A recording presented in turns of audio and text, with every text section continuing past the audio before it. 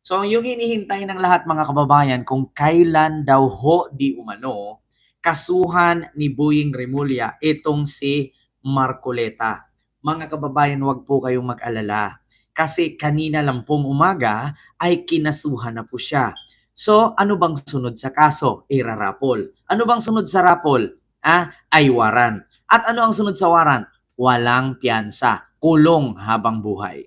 Nako po mga kababayan, eto na nga po mga kababayan, no? Yung ating pag-uusapan. So mga kababayan, wala na.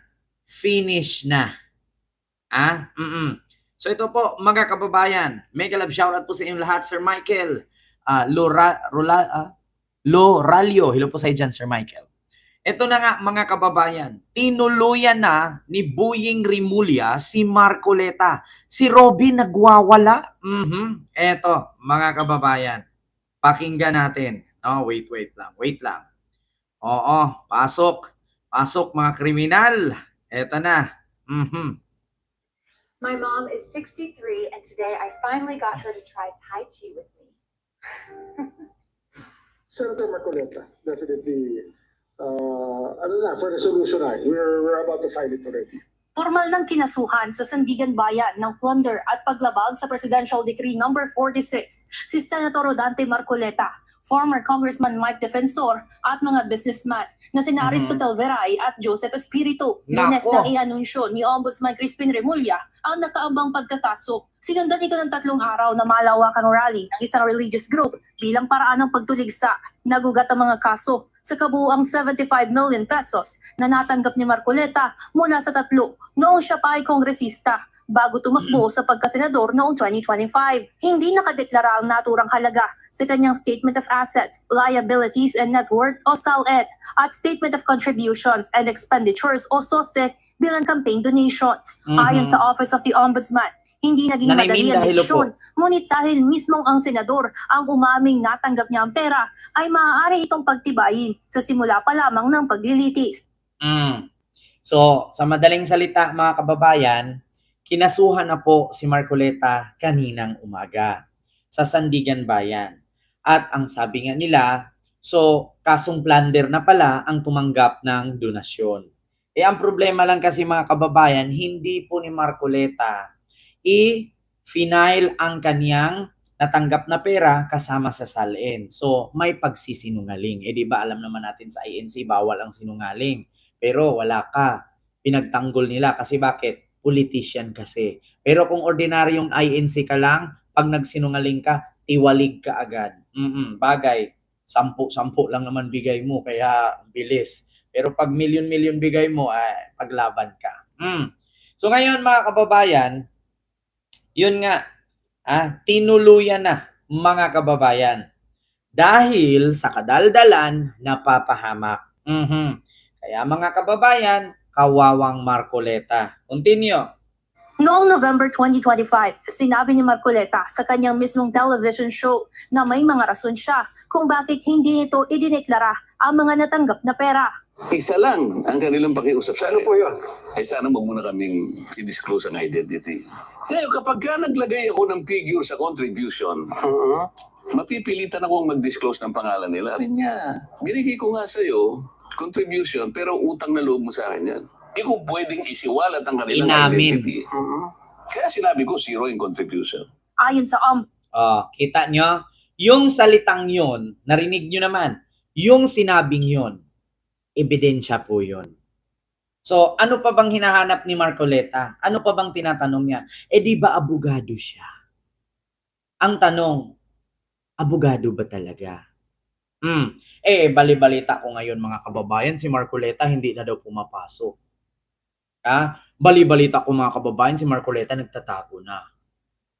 Kasi kanina po mga kababayan, sabi ng aking source, may caucus sila or pagpupulong kasama ang mga senador.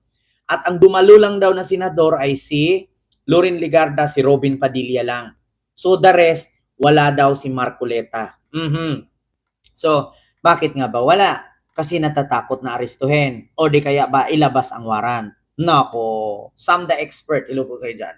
Ma'am Bernadette and kay Pastor Pedroso. Miguel love shoutout po. 'Di ba? So, ngayon, mga kababayan, wala na. Nagtago na si Marcoleta. Nako, mukhang kakaiba yata, no? Parang susunod yata kay Bato, Mami Pablo, no? Oo, and kay MC Zambrano, di ba? Ma'am Winnie Fair.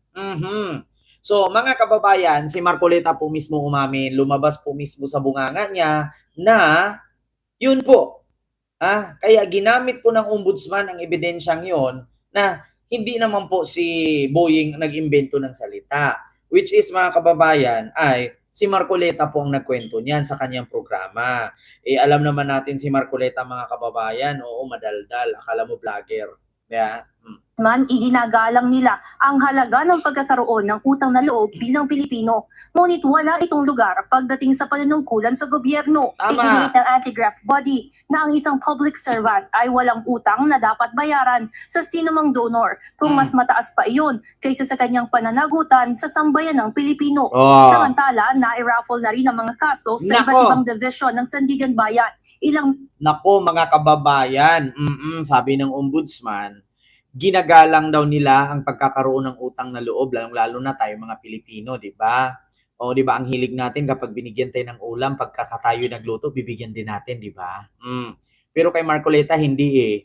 Binigyan siya ng ulam na lechon, ang ibinalik niya ay paglalaban ng damit sa nagbigay ng ulam. Ganon kasi kay Marcoleta, mga kababayan. Tayo, kapag binigyan tayo ng kapitbahay ng pritong isda, di ba, sa sunod, magbibigay ka, di ba, paksiw, di ba, minsan, adobo. Kay Marcoleta, hindi. Binigyan siya ng ulam na lechong baboy. Ang sinukli niya ay nagmamap siya ng walis, nagmamap siya ng sahig ng kanyang kapitbahay. Kakaibang sukli yan. At mga kababayan, ito pa. Nirapol na pala. Nirapol na pala, mga kababayan, ang kanyang kaso. Patay. Nako, diha na mauna. Mauna na, mga kababayan. Kay nirapol na. Sabi ni Robert Marquez, maybe Marcoleta is a notary lawyer. Ba? Siguro. Baka abogado sa notaryo lang yan. Di ba kadalasan nga sa notaryo ay yung mga assistant lang naman sa abogado niyan eh. Yeah? Oo, magpipill up tapos papipirmahan na lang kay lawyer. Oo, so ngayon, mga kababayan, eto nga, ang sabi ng UNTV ay nirarapol na. Pilipino. Samantala, na-raffle na rin ang mga kaso sa iba't ibang division ng Sandigan Bayan. May nag-comment, sabi ni Utlang, bakit si Marcos, amo mong bangag, tumanggap din ng donasyon? Ni Anton Lagdamio, bias, di na dumaan yung lindol sa bahay nyo para kasama kayong mabaon sa lupa. Sabi ni Utlang, ganito lang Utlang, no? Unahin natin yung lindol. Yung usaping lindol, kaya hindi po dumaan sa amin, kaya hindi naman po ako demonyo. Pangalawa, hindi naman ako naghahanap na lindolin na lang para maubos tayong lahat. Di ba DDS lang naman ang hingi nun? Sana lindolin na lang daw para maubos ang lahat. Di ba? Di nilindol sila. Mga DDS lang naman ang lilindulin, kaya mga bobo yan, mga pangit, inutil, lampas lupa. Pangalawa, bakit daw si BBM hindi kinasuhan ng ombudsman? Ganito yan, tumanggap naman daw ng donasyon. Ganito yan Utlang, tanungin kita. Bakit si BBM lang binigkas mo? Di ba si BBM at si Sara ang binigyan? Bakit hindi mo sinali si Sara? Diba? Pagdating sa pagtanggap ng donasyon, si BBM lang binigkas mo, samantalang si BBM at si Sara ang inabutan. Huwag ako Utlang, ayan na naman kayo, manggagaslight na naman kayo. Alam nyo, dapat ang pangalan ninyo, gaslight gaslighter Diba? Mga lighter kayo, mga animal kayo, mga DDS kayo Diba? Yung patungkol sa donasyon, dalawa silang binigyan nun. Si BBM at si Sara. Bakit si BBM lang binigkas mo? Pangalawa, bago man binigyan si BBM at si Sara ng donasyon ni Lagdameo, ay dideklara nila sa SOSE yun. Gets mo? Diba? Kay Marcoleta, dineklara ba niya? Nilagay ba niya sa SALN? Diba? Yun ang tanong. Diba? Tanong lang. Utlang, asaan ka na? Binigyan ng donasyon si BBM at si Sara yun, kay tandem sila. Ba't si BBM lang binigkas mo at bakit si BBM hindi kinasuhan? Eh bakit siya kakasuhan kung nilagay naman niya sa salin at nilagay niya sa sose? Si Marcoleta, anong nilagay sa salin? 52 million. Anong nilagay sa sose? 112 million. Nagmatch ba? Hindi. Diba? Ano? Utlang. Ito lang ha, sa mga DDS, bago kayo sumugod sa live ko, make sure na kumpleto ka sa utak. Kasi pag wala kang utak, masasagot ka eh. Pag nasasagot kita, isa lang masasabi ko, mapapahiya ka. Asan ka na utlang? BBM did not declare donation from Anton Bayot. Anton Bayot. Kung hindi si BBM nag-declare ng SALN, ng donation sa SALN, di kasuhan mo. Di ba? Ito ang sakit ng mga DDS eh. Puro kayo reklamo. Kasuhan ninyo. Di ba? Simple lang naman yan eh. Kung may pruweba, may ebidensya, isama-sama ninyong lahat, kasuhan ninyo. Libre naman magkaso eh. So anong gusto ninyo? Yaw-yaw, hanggang yaw-yaw na lang kayo. Anong gusto ninyo? Ididikta ninyo sa amin tapos kami magkaso. Ba't hindi nyo subukan? Kayo ang nakakita. Diba kasimple lang naman yan?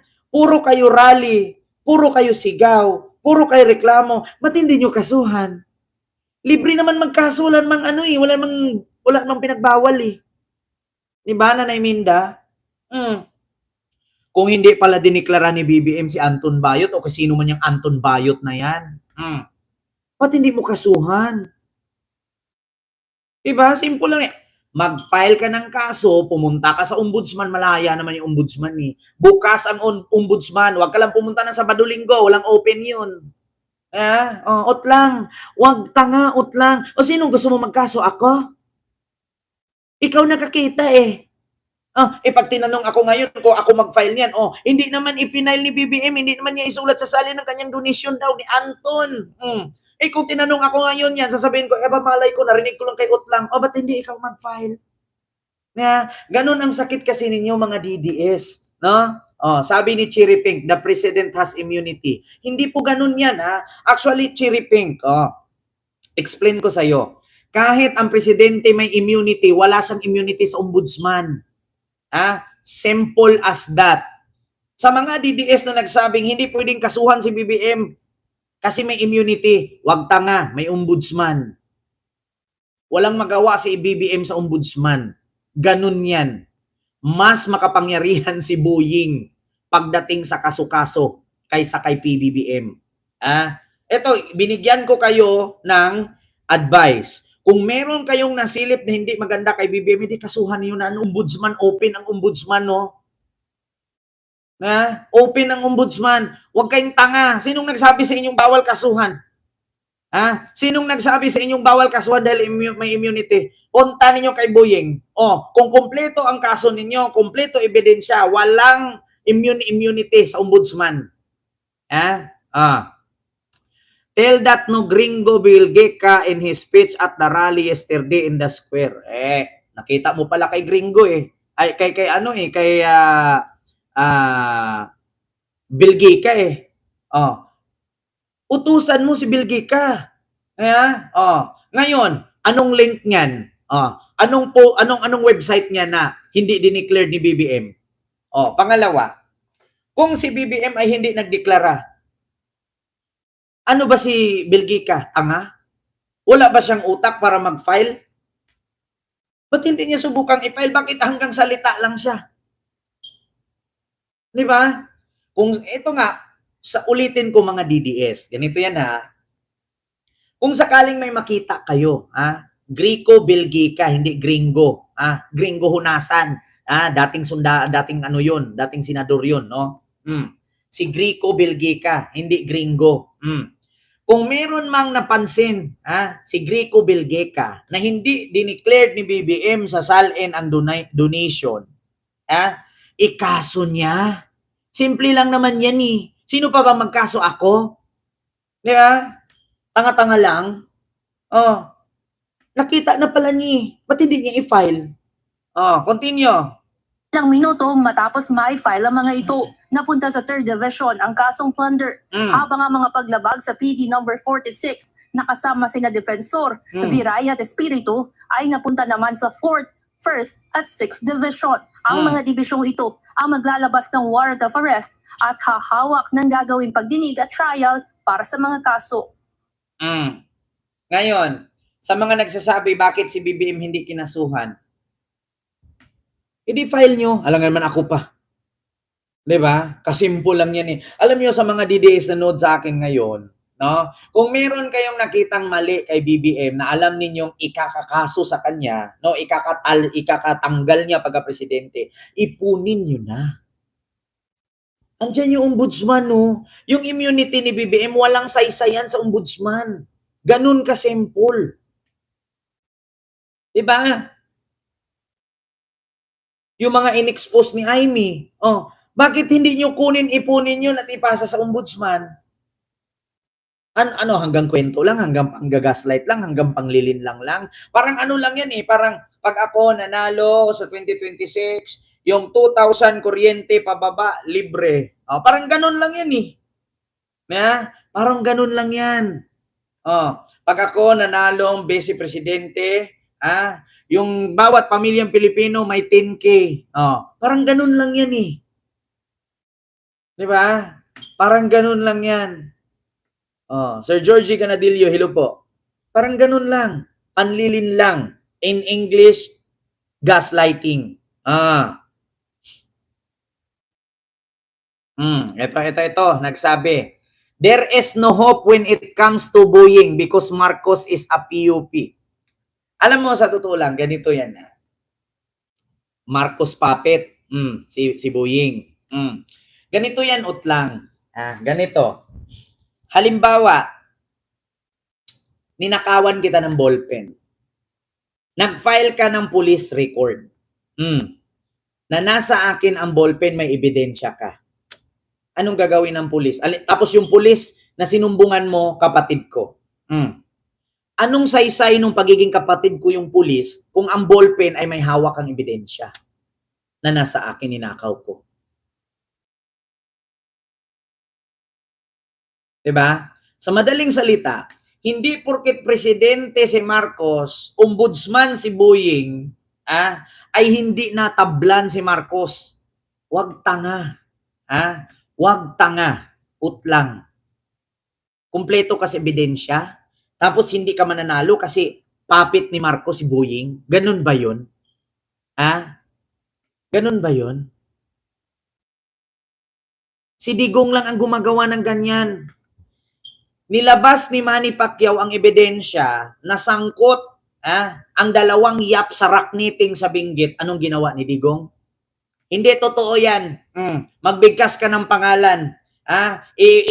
Ipasa mo sa akin. Kung wala kang mapatunayan, sabihin ko sa taong bayan, huwag ka iboto, sinungaling ka. Hindi pa nga nakasagot si Manny Pacquiao, sinabihan na niya sinungaling. Diba? Pero anong nangyari sa rakniting sa Benguet? Diba? Anong nangyari sa rakniting sa Benguet? Nung sinumbong ni Manny Pacquiao, 6 billion lang. Nung nahuli ni PBBM, 36 billion na. Diba? Ganun yan eh. Diba, utlang? Alam mo, sa totoo lang, utlang, huwag na kayo makipagtalo sa akin. Una, hanggang salita ka lang. Diba? Kahit anong ibato nyo sa akin, kaya kong sagutin yan. Yeah. Oo, Diyos mio marimar. Huwag na kayong maraming satsat. Kung meron pala kayong napansin, edi ikaso ninyo. Simple lang naman yan eh. Tapos idadahilan ninyo, hindi, walang saysay si Boying kasi puppet ni BBM. My God. Simple lang yan eh. Halimbawa pala, ako si BBM, kinasuhan mo, tapos si Boying, kapatid ko. Hindi ba po pwedeng kasuhan ako ni Boying kasi kapatid ko si BBM? Tanong kita, anong nangyari ba kay Martin Romualdez? Example natin, Martin Romualdez, pinsan na buo ni Marcos, anong nangyari? Diba? Example ko yan. Porket si Boying ay puppet ni Marcos, hindi nakasuhan si Marcos, anong nangyari kay Martin Romualdez?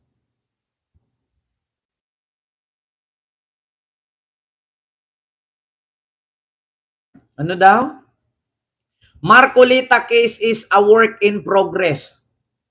Tigil-tigilan nyo nga ako. Yung mga sinasabi ninyong work in progress, kayo na lang kaya mag-abogado kay Marcoleta kung alam nyo rin pala ang mangyayari. Diba? Ganun yan eh. Mga kababayan, ganun yan kasimple. Kung ang kaso ni Marcoleta ay panggigipit lamang, di mag-abogado kayo, ipagtanggol nyo si Marcoleta. Sa bagay kasi mga kababayan, kahit magpaliwanag ka na magpaliwanag sa mga DDS, hindi niya maintindihan kasi mga bobo yan sila. Bakit? Hindi nga nila maintindihan na si Digong 37 million lang ang pera pero billion ang nagastos sa dahig eh. Hindi nga nila alam saan si Digong pangbayad sa abogado eh. 37 million lang pera ni Digong. Pero yung abogadong si Kupman, 140 million a month. Ilang buwan yun nagiging abogado? Isang taon. Diba? Yun pa nga lang, hindi nila maintindihan yung madumi at malinis eh. Diba? Ganun kasimple yan.